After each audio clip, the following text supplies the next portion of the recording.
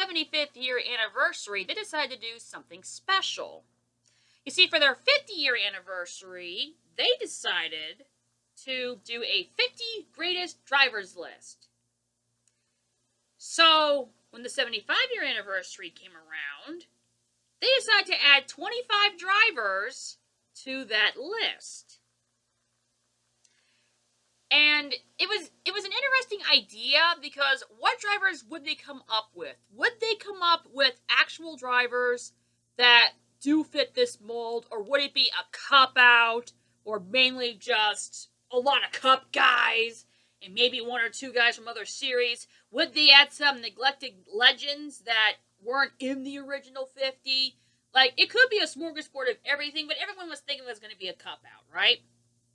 So, what I decided to do is keep track of these 25 drivers. So now we are going to see who these 25 drivers are, who were snubbed, and who I believe the actual 25 drivers should have been. So now we're going to go through the entire list of the 25 drivers that NASCAR has selected to add on to their 50 greatest drivers of all time to make 75, starting in chronological order. The first driver that they announced was Tony Stewart. Definitely agree. The only driver to win championships in the Cup Series during the Winston, Nextel, and Sprint Cup eras. Triple Crown winner, has won... I know he's won at least one Crown Jewel race. I'm trying to remember who's won others. I think he has, but I can't say for sure off the top of my head. But definitely a very worthy driver to be on this list. Definitely a good first pick. The next driver that they selected was Kasey Kahne. I was honestly a bit surprised by this because usually Kasey Kahne does not get the recognition that he traditionally deserves because he was a guinea pig for Hendrick for so long. But the fact that NASCAR considered him was pretty interesting. However, by the end of this, it became a head scratcher, unfortunately, and you'll find out why. The next driver that was added after Kasey Kahne was Mike Stefanik. Definitely agreed. 9-time champion all throughout anything and everything NASCAR, and 4 of his championships came within a 2-year span. He won the Modified and what's now known as the East Series back-to-back years. That's pretty damn impressive in my book. So, I definitely agree with him being on the list. The next driver that was added after him was Randy LaJoie. Now, this kind of sort of is a head scratcher to me. Yes, he is one of the multitudes of drivers who have won back-to-back championships in NASCAR in the Xfinity Series. You'd be surprised how many there actually are. But LaJoie doesn't have anything else outside of that. And you also consider the fact that LaJoie joined an established team. This team that won with LaJoie in 96 and 97 already won the championship with another driver the previous year. So LaJoie was already with an established team, so there is that. So the next driver that was added after LaJoie was... So the next driver that was added after that was Greg Biffle. I actually do agree with this because Greg Biffle is one of the 9 drivers in NASCAR history to be a multi-series champion. A multi-series champion, in this case, is going to be the drivers who have won championships in at least 2 of the 3 series of NASCAR. When I had my own little prediction list, I put pretty much all of them on, with one of them kind of being questionable, and that was Austin Dillon, because one of his championships was a 0-win season, so that's kind of a kind of thing. But I did believe that all of the other multi-series champions would have been added. So, Greg Biffle, I definitely agree. And he's also a Triple Crown winner, has had multitude of success in other NASCAR series. So after Greg Biffle, the next driver that was added was Sterling Marlin. Now this one... Is Sterling Marlin a good driver? I would say yes. Do I consider him an all-time great? I can't honestly say that I can see that. Like, all Sterling Marlin has to his name, stat-wise, is back-to-back Daytona 500s. the prestigiousness of the Daytona 500 has been watered down over the years.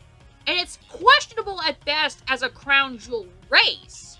I know that NASCAR considers the Daytona 500 its baby, but it's been watered down over the years because it's more like a randomizer now.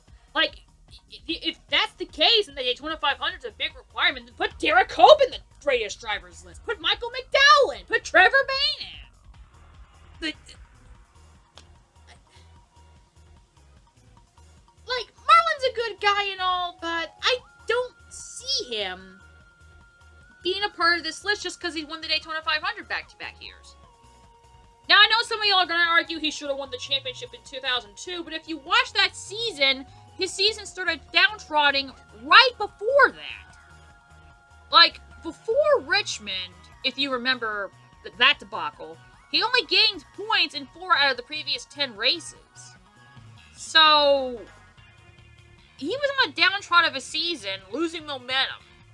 He had the consistency aspects from earlier in the season, but he started downtrodden before the Kansas incident that ended his season.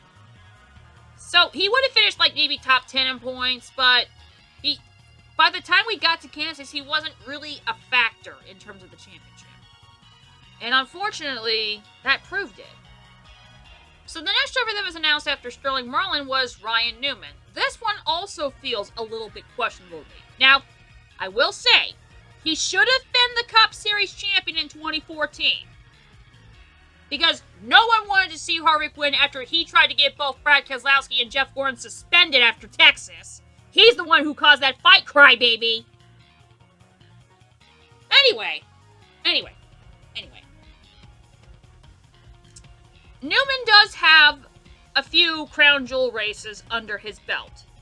He's won the 500. He's won the Brickyard 400. I don't remember off the top of my head if he's won the other 2. Or what's considered the other 2.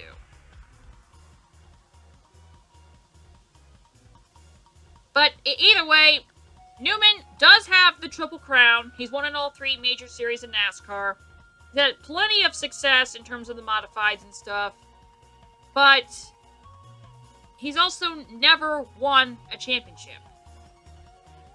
And I know at times NASCAR will see that as a big requirement. So I'm kind of iffy on Newman at best. Especially when it comes to other drivers that I believe should have been considered.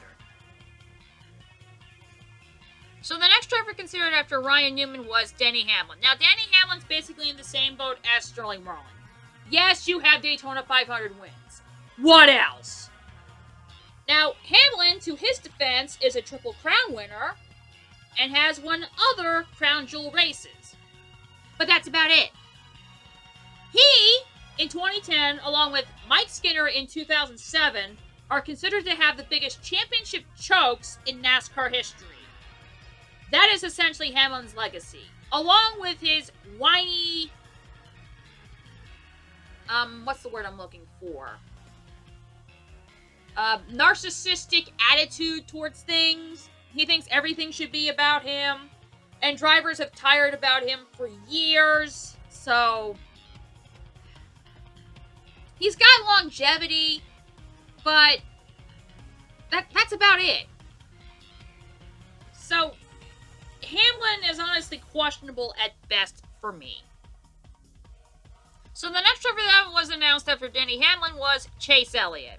Now this one I do agree with. Now I know some of you are going to be saying, but he's still a current driver. He hasn't been in Cup that long. Why is he considered an all-time great? Because he's a multi-series champion.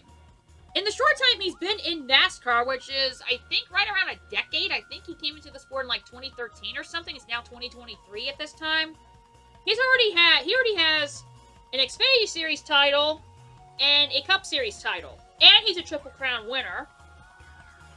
And he still has a long way to go. You put Kyle Larson on your list, you have no excuse excluding Chase Elliott. Sorry, not sorry. But yeah, Chase Elliott, I do believe is worthy on the list. Now, let me say this: when the 50 greatest drivers was initially announced in 1998, there were some drivers that were current or their stats are kind of here and there.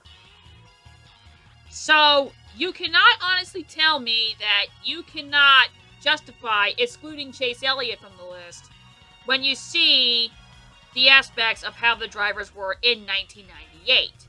And a lot of those drivers, I definitely agree with in 2023, even though it might have seemed questionable in 1998. So keep that in mind. So after Chase Elliott, the next driver that was announced...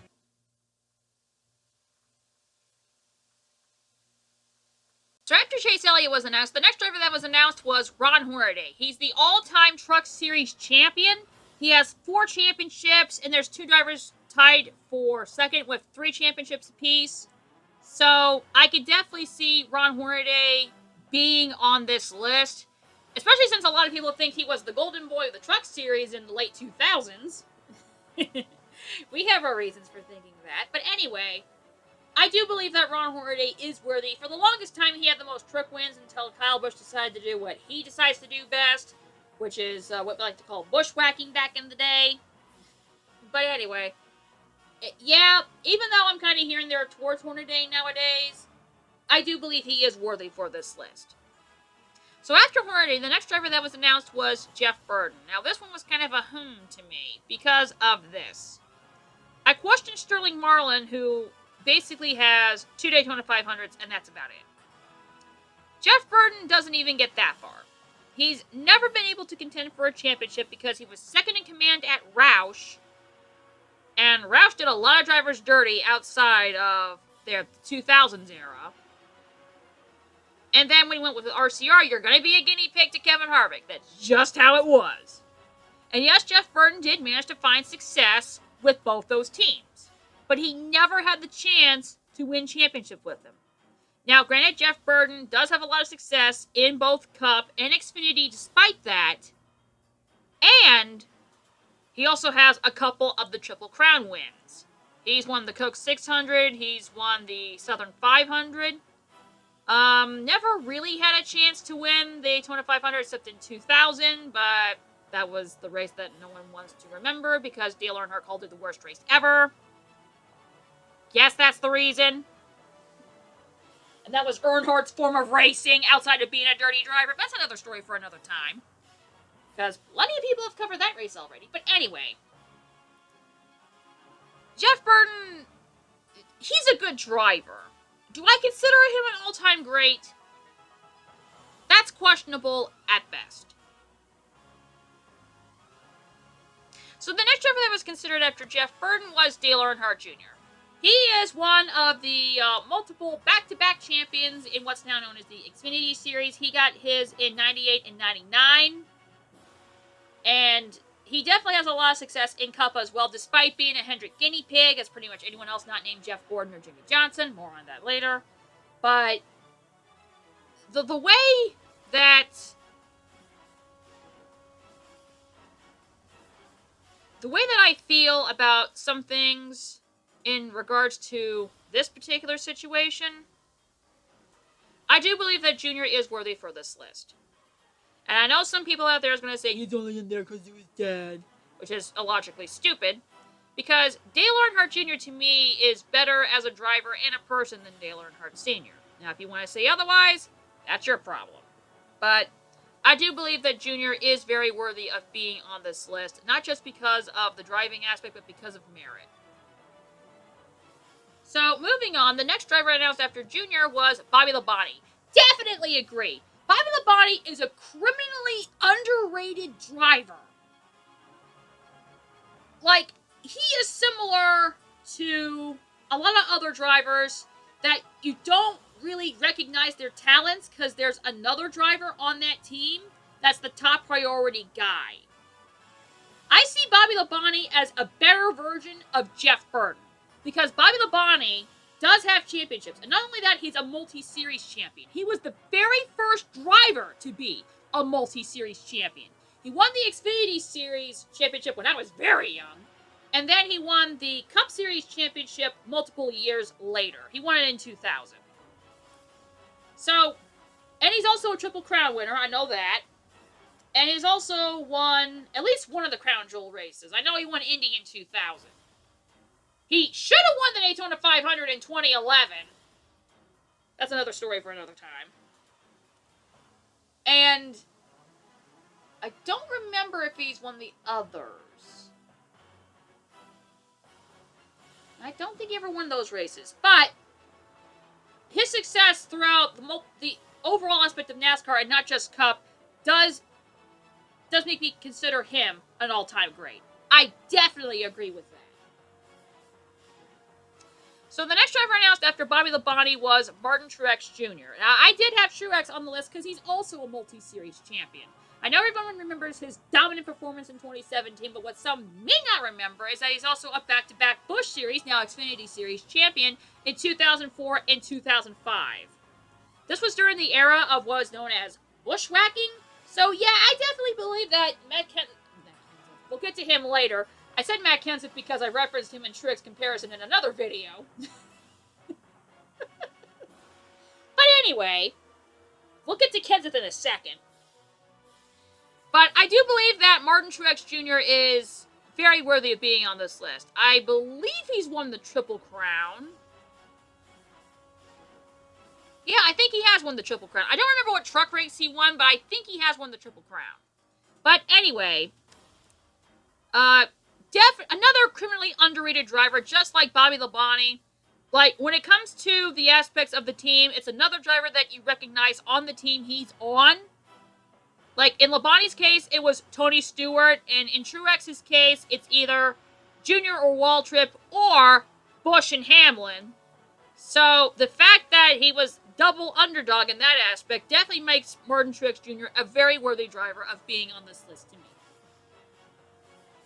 So the next driver that was announced was Brad Keselowski. Brad Keselowski is also a multi-series champion. He won the Xfinity title, and a couple years later, after Denny Hamlin tried to call him out, won the Cup Series title. He's a Triple Crown winner, has won a couple of the Crown Jewel races. I definitely believe he's very worthy of being on this list.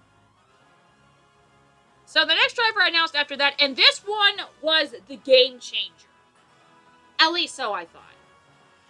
Now, for those who don't know who Larry Phillips is, and quite a few of you didn't, but I'm not surprised, Larry Phillips is a old-time racer who has won 13 championships in what's now known as the NASCAR Advanced Auto Parts Weekly Series. And a lot of people from the older generation, and especially Funny Bone, that's Kenny Wallace if you don't know, was super stoked to see Larry Phillips added to this list. And I researched his stats. Yeah, I can pretty much agree he's an all-time great. I didn't think NASCAR would do it. I thought it was going to be very Cup heavy, and it turns out it was. But the fact that this person and a few others were added that aren't known for Cup definitely amazed me that they actually pulled it off. As well as the next person, because right after Larry Phillips was announced was another driver from the older era. And that was Sam Ard. Sam Ard was the very first back-to-back champion in what's now known as the Xfinity Series. Like, he was only in that series for a very short time because the year he won his second championship, he was involved in a pretty bad crash that essentially ended his racing career and contributed to his death years later. At least I believe so. But Sam Ard has like 22 wins in like, how many years did he race? It's like maybe 3 years in the series? 3 to 4 years? Because I don't remember what years he won the title. It was either 83-84 or 84-85. The Xfinity Series started in 82. So, yeah. I definitely believe that Sam Ard was a very worthy driver of being on this list. He probably might have been snubbed from the original 50, but that might be another debate for another time. But the fact that he's added now is definitely amazing in my book. I did not think that NASCAR would do that, but they did, and I'm very happy about that. So the next driver that was added after Sam Ard was Kurt Busch. Now, Kurt Busch to me is kind of sort of questionable. Everyone questions his 2004 championship. It was the first championship under the Brainless France era. like, in an overall format, Kurt Busch would have never won a championship, so that's kind of a sort of here and there debate on whether he's an all-time great or not.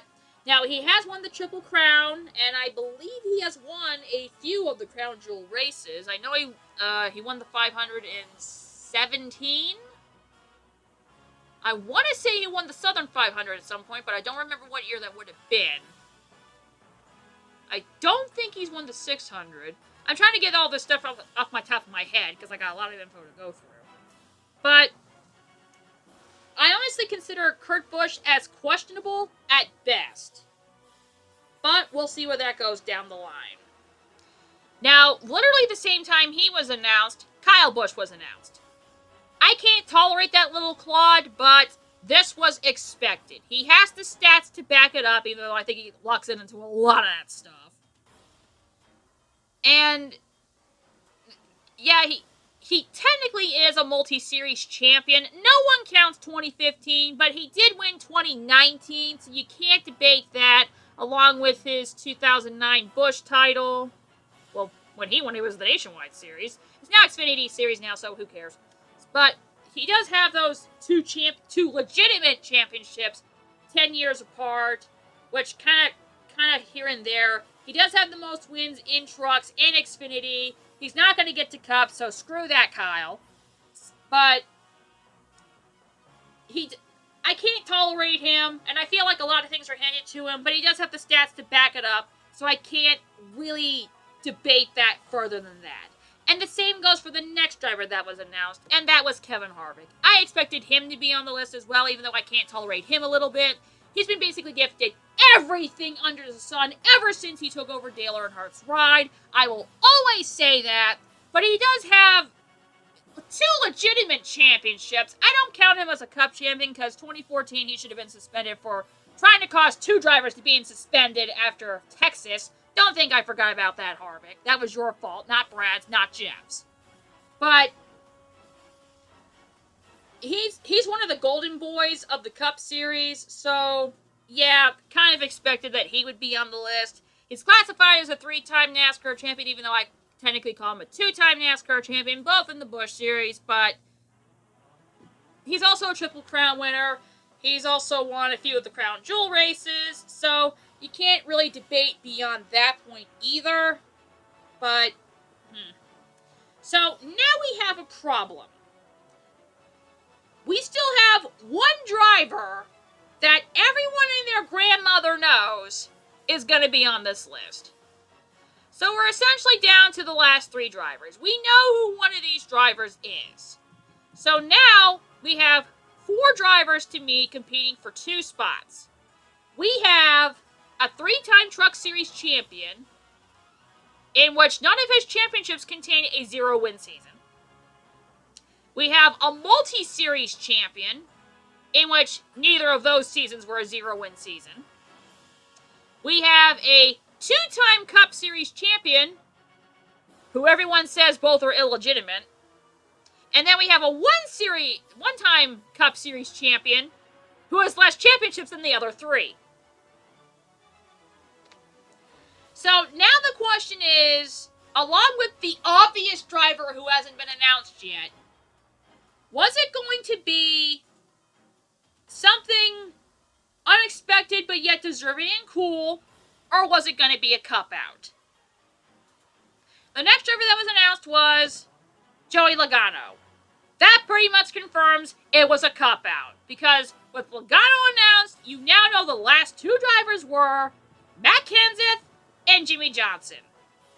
Why the hell was Jimmy Johnson saved for last? Everyone knew he was going to be on the list. He's literally the grand champion of the Brainless France era. By saving Jimmy Johnson for last, you totally ruined the mystique and the surprise of any potential surprises on the list. Like you had with Larry Phillips and Sam Ard, who a lot of people didn't think NASCAR would put on this list. But saving Jimmy Johnson for last is just fucking stupid. I don't even know why they did that. Like, even under a legitimate points format, Jimmy Johnson still would have had, at minimum, 3 championships. But The fact you saved Jimmy Johnson for last is just dumbfounding to me. Why would you do that when you want to build up the anticipation and the suspense of what drivers could be on this list? Who could be snubbed? Who's this? Who's that? But you save Johnson for last and it kind of ruins the moment. So there's that. So let's go to the overall calculations of who I believe is who's worthy and who's not. Now, these are the drivers I had as absolutelys. I agree with every single one of these drivers. The vast majority of these drivers, their stats speak for themselves. In fact, truthfully, all of these drivers' stats speak for themselves. There's a couple I would not have really included because of either luck or golden boy status, but that's just personal preference. I think there's a lot more to it than that. But that's not a here and there debate at the time. But there are some drivers on this list that I do list as questionable. Like, a good chunk of these drivers are either Triple Crown winners or they're champions in some regard. But a lot of these drivers aren't. Like, Randy LaJoie has nothing outside of Xfinity. Marlon, Newman, Hamlin, and Burton have not won championships, as well as Casey Kane. Yes, you could have the argument that Kane and Burton were guinea pigs. Maybe kind of sort of Ryan Newman as well. Sterling Marlin had one decent season, that was about it. Danny Hamlin is a narcissistic championship choke artist, so Everyone says Logano's championships is illegitimate. People think Kenseth's too boring. Kurt Busch would have not won his championship without for the chase format. Everything is just kind of sort of here and there.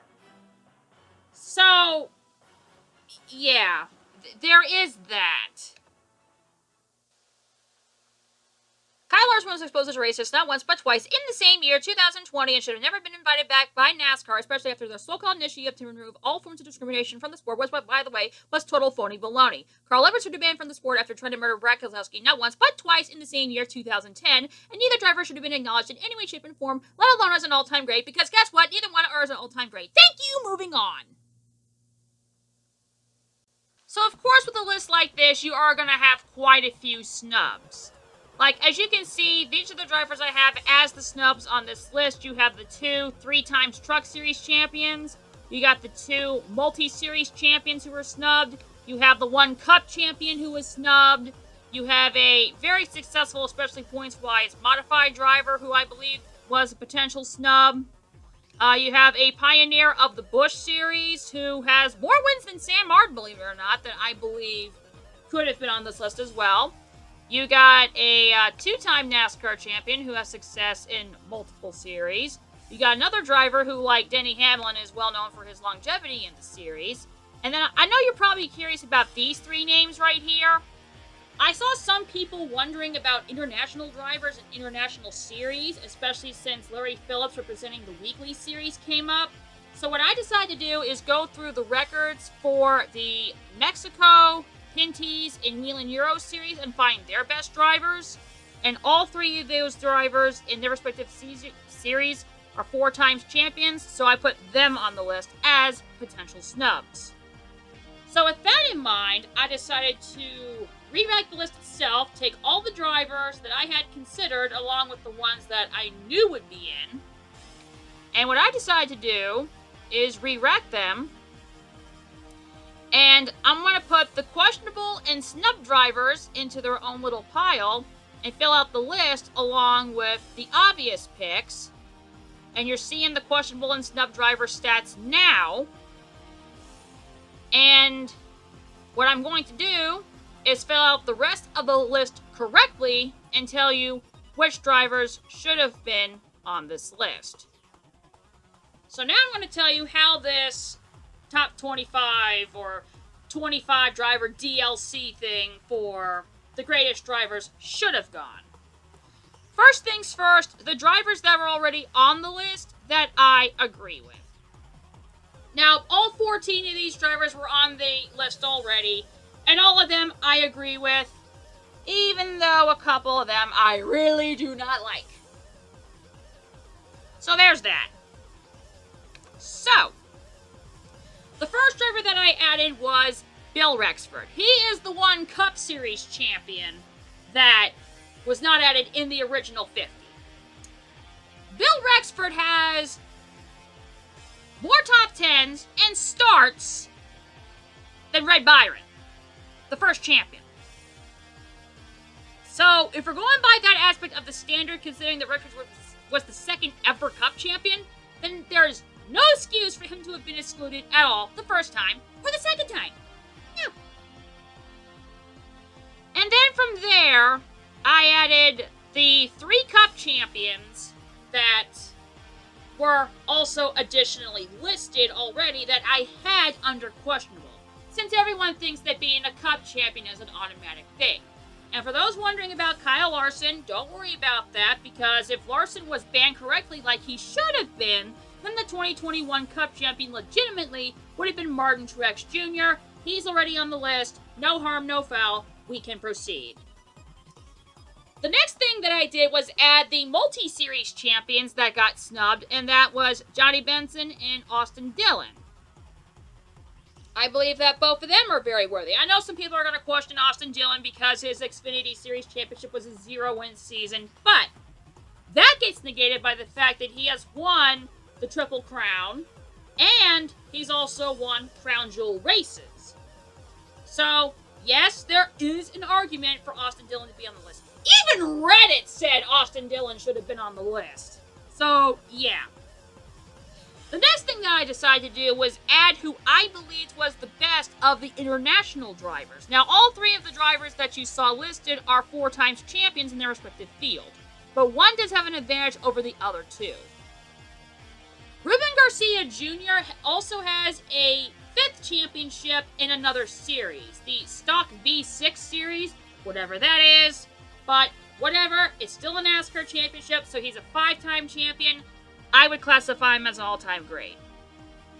The next thing that I did was add the 3-time Truck Series champion, who doesn't have a 0-win championship season, and that would be Jack Sprague. I believe he was definitely worthy of being on the list, especially since he was Ron Hornady's original rival in the series. So now at this point, we have 3 spots left, but I have a major problem. I basically narrowed it down to 6 different drivers, and you see them on your screen right now. What I had to do was take the stats of all 6 of these drivers and figure out which one was best. You have Randy LaJoy, back-to-back Xfinity champion. He does have 15 wins, but it's only a 4% win percentage, and only 34% in top 10s. And 10 of the 15 wins came in this championship seasons. But he was already with an established team, because the team he was with, Base Motorsports, won the championship the year prior with another driver. You got Matt Crafton, who also is a 3-time Truck Series champion, but there's a lot of iffy factors into that. A very lot of iffy factors. You got Talbot, a driver I'm not exactly fond of, who has 2 Truck Series championships, and he has double-digit wins in not only trucks, but also Xfinity. And yeah, his win percentages is kind of low, especially in Xfinity, but he has a pretty good top 10 percentage in both trucks and Xfinity, so there is that. You have Scott Steckley, who's the best NASCAR Pinty Series driver in history. He is 4-time champion. He's got 19 wins and 110 starts. That's 17%. But he also has 82 top 10s and 110 starts. That's pretty damn impressive. That's between 2007 and 2015. You have Alon Day, who's the best Euro Series driver, who's also a 4-time champion. 34% win percentage. And 39 podiums, or top 3 finishes, and 71 starts between 2015 and 2020. So that was pretty cool. And there's also Ted Christopher, who pretty much dominated the points aspect for a lot of years in the Wheeling Modified Series, finishing in the top 5 in points 10 years in an 11-year span between 2000 and 2010. He also has 42 wins. He was the champion in 2008. He has a 54% top 10 percentage in that series. So, with that in mind, who were the 3 drivers that I added? After looking at the statistics, I could not, in any good way, shape, and form, neglect Alon Day and Scott Steckley. And since I added the best driver from the Mexico series, I feel like it was right to add the best drivers from the other 2 well-known and established international series in the Whelen Euros and the Pinty series. So now we're basically down to 1 driver. Who's the final driver on my list going to be? After much thought, I had it down to Crafton and Bodine. Because, yeah, Randy LaJoie has the Xfinity series, but it does not have the prestige element of the Cup series, because that's what NASCAR likes to promote the most. And Ted Christopher's a good driver, but he only has 1 championship in the Whelen Modifieds. For some reason, I thought he had more, but yeah. So I had it down between Bodine and Crafton, and I really thought about that for a long time. I was stuck with those 2 drivers. And that's why I did the calculations that I did to make sure I got it right. And after a lot of thought, I cannot, in good consciousness, exclude Todd Bodine. I just can't. Like, he does have 1 less championship than Crafton, but there's a lot of factors about Crafton that a lot of people don't consider. And Bodine also has success in the Xfinity series. He didn't have that kind of success in Cup, but he does have it in Xfinity. That's still a top 3 level series.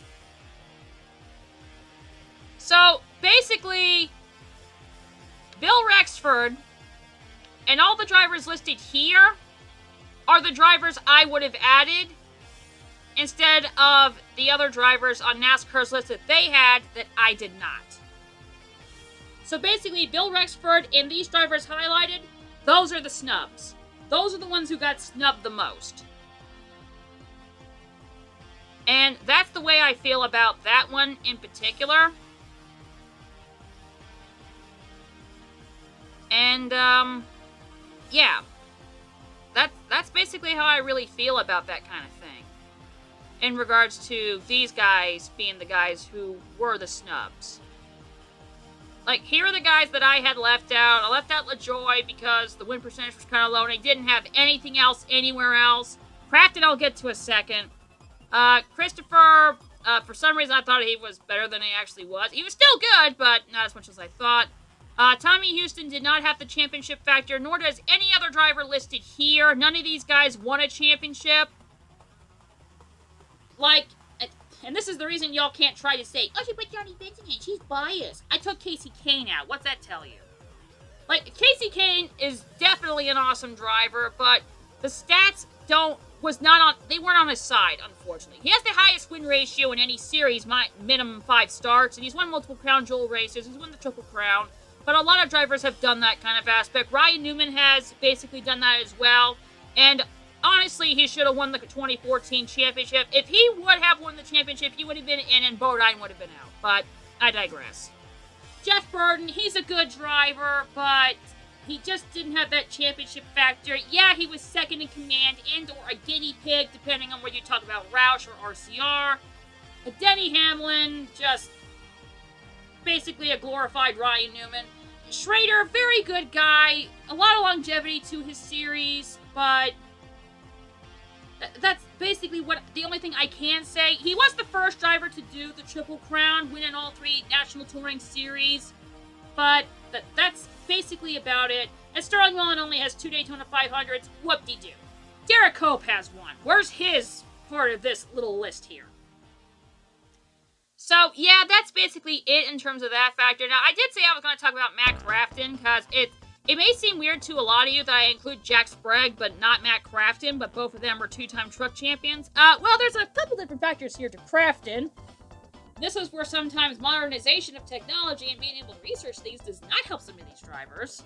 Okay, so, you can see that Matt Crafton has 15 wins. Amongst all his starts at this point, that's only a 3% win percentage. Regular Joy has a higher win percentage in Xfinity. He does have a 59% top 10 percentage. That's cool and all. But then you consider it took Matt Crafton basically 8 full seasons to get his first win. And then another 3 for his second. And I did a video on his first win and how basically 5 other drivers had to get screwed over first in every way, shape, and form for Crafton to win that race.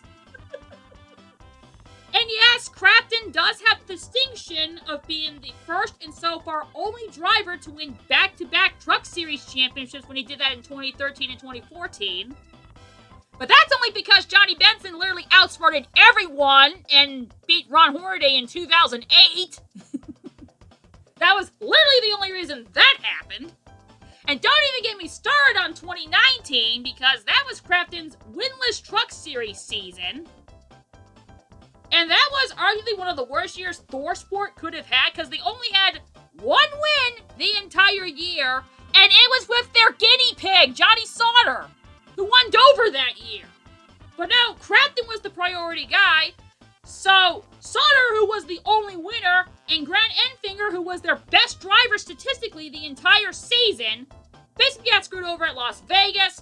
That was a debacle in itself with the Elmore engines. If you want to look up that debacle and story, Crafton's the one who managed to advance as a result of that, and bang, he wins the championship with a 0-win season. And this is one of my favorite factoids that I always rub in the face of one of my friends who likes Crafton. It took Matt Crafton 18 years to do what Johnny Benson did in 4. I'm not making that up. It took Matt Crafton 18 years to get to Johnny Benson's win total in the Truck Series. And the best part about all of this is that every year Crafton has been with ThorSport until 2021. He's been the top priority guy. There was a couple seasons where he went to Kevin Harvick Incorporated, left them, and then went back to ThorSport, started being the top guy of the team again, and was the top priority guy for all but, how many years was he with KHI? Was it 2 seasons? I think it was 2 seasons he was with KHI. And then, for all but those 2 seasons, between 2000 and 2020, he was the top priority guy at ThorSport. If Johnny Sauter was allowed to show off his talents in Crafton's ThorSport equipment, he would have ran away with it every time against Crafton. Because when Sauter left ThorSport the first time, when he went to GMS, the first year that happened was 2016. Sauter flat out, straight up, beat Crafton. There you go. So, and then for whatever reason they decided, oh, we're going to start prioritizing Ben Rhodes after the 2020 Texas debacle with Chandler Smith, I believe.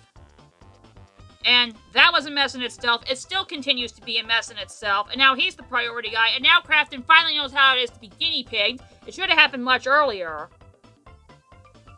But there is a reason, when you take all those different factors together and really research into it, that Matt Crafton's 3 Truck Series championships are not even close to being on the same level as other Truck Series champions of the past. Like Sprague, like Bodine, like Benson, and definitely Hornady.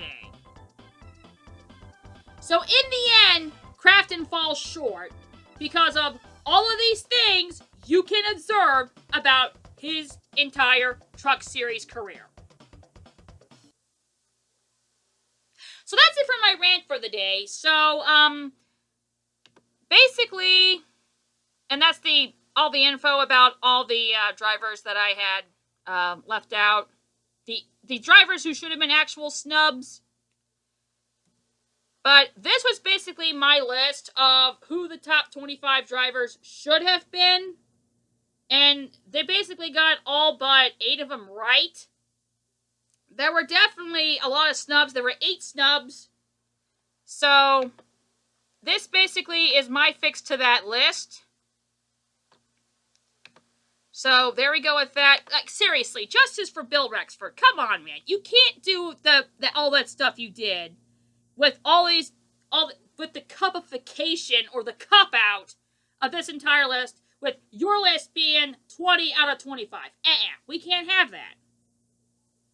But anyway, seriously, justice for Bill Rexford. I don't care if you take out Larson or Edwards. Just give Bill Rexford his due of being the second ever Cup champion. He does deserve that.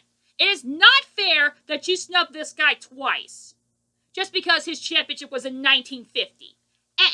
Make things right, NASCAR. I don't care if you exclude Larson or Edwards. Take one of them out, put Bill Rexford in. I don't care if you don't do this with Johnny. Come on. Just do it for Bill. Justice for Bill Rexford. Get that on Twitter or something. I don't know.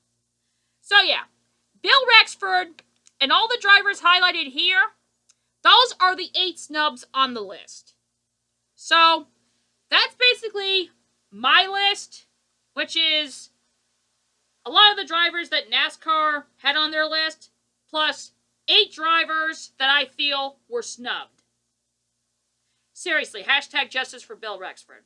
So, perhaps in another 25 years, when they do the 100-year anniversary, all 8 of those drivers will be added to the list. I think a good chunk of them will be. And I guess we'll see what happens in the next 25 years. If I'm still doing this in 25 years. Probably not, but yeah. I don't think I'm doing this in 25 years, but that's it. That'll be for the future to determine. So yeah, hashtag justice for Bill Rexford, and these guys highlighted is also the snubs from NASCAR's list. So now you know how the actual 25 should have gone. So that's it for today's video. Thank you everyone for watching. This is Ultimate 23 Dragon, and that's my final answer.